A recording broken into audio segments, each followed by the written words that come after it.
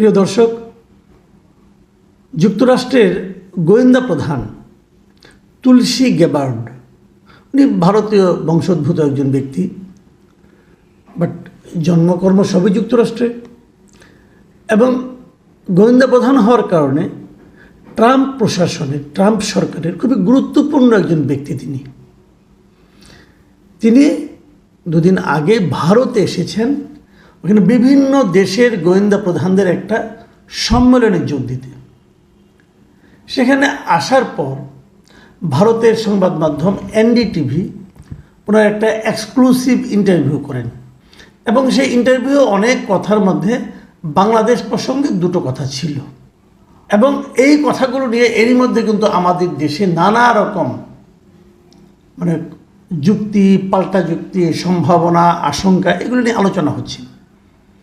তো সে আলোচনায় গতকাল উনি বলেছেন, তো সে আলোচনায় আমার মনে হয় যে এখন অবস্থাটা এমন একটা পর্যায়ে গিয়েছে, বোধহয় আমাদের একটু জানা দরকার, বোঝা দরকার যে উনি আসলে কি বলেছেন এবং এটার মাধ্যমে উনি কি বোঝাতে চেয়েছেন, এবং তার প্রতিক্রিয়া হিসাবে আমরা কি বলেছি, আমরা কি বোঝাতে চেয়েছি।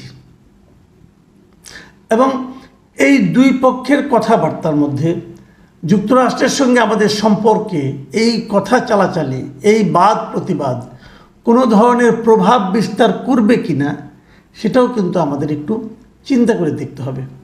তার আগে আসুন আমরা একটু দেখে নিই উনি আসলে কি বলেছেন।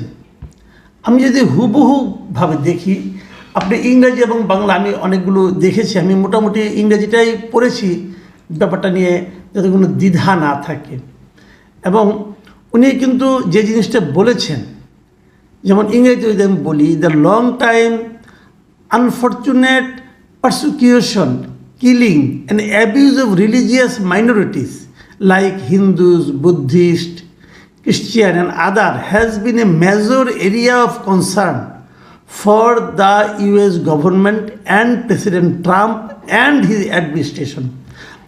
বাংলা করলে যেটা দাঁড়ায় সেটা হলো হিন্দু, বৌদ্ধ, খ্রিস্টান, ক্যাথলিক ও অন্যান্য ধর্মীয় সংখ্যালঘুদের উপর দীর্ঘদিন ধরে চলমান দুর্ভাগ্যজনক নিপীড়ন, হত্যা ও অন্যান্য নির্যাতন যুক্তরাষ্ট্র সরকার, প্রেসিডেন্ট ট্রাম্প ও তার প্রশাসনের উদ্বেগের একটি প্রধান ক্ষেত্র।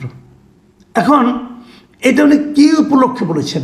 এই যে কথাটা বলেছেন, এটা তো হতেই পারে যে কোনো জায়গাতে যদি এ ধরনের ঘটনা ঘটে, ধর্মীয় সংখ্যালঘুদের উপর যদি টর্চার করা হয়, অত্যাচার করা হয়, সেটা তো যুক্তরাষ্ট্র সরকারের ব্যাপারে সরকারের একটা উদ্বেগের জায়গা হতেই পারে।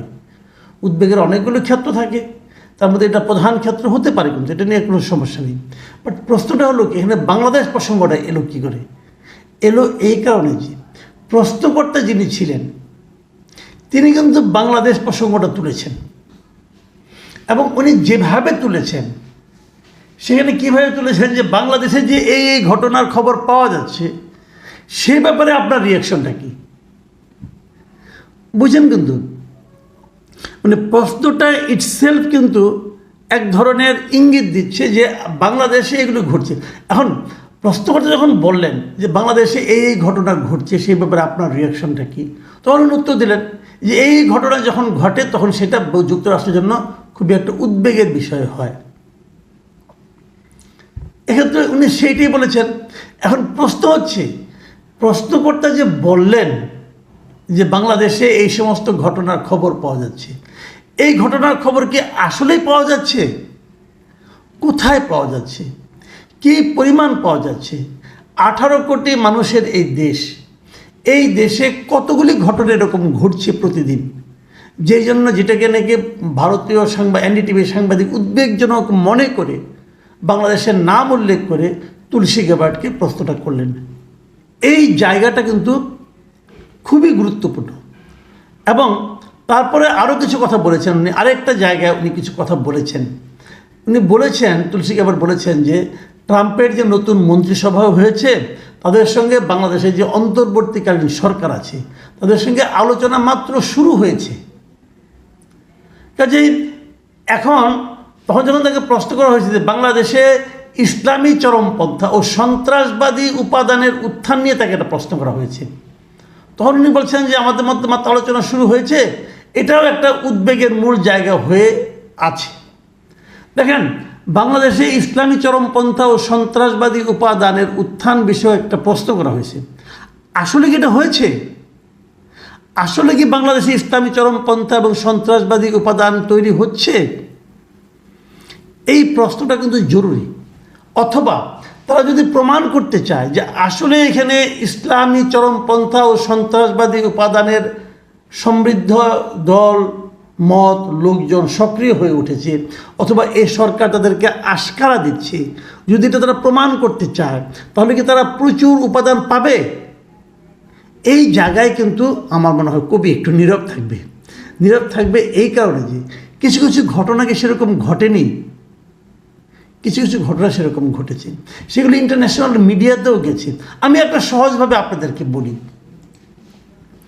এই সরকারের আমলে এই যে নানা ধরনের মোরাল পুলিশিং হচ্ছে, যে করোনা কীভাবে পড়তে হবে, পর্দা করতে হবে কিনা, এই যে ঘটনাগুলো যে পর্যায়ে ঘটছে, অবাধে ঘটতে পারছে, তৌহিদি জনতার বেশ একটা সরব উপস্থিতি দেখা যাচ্ছে।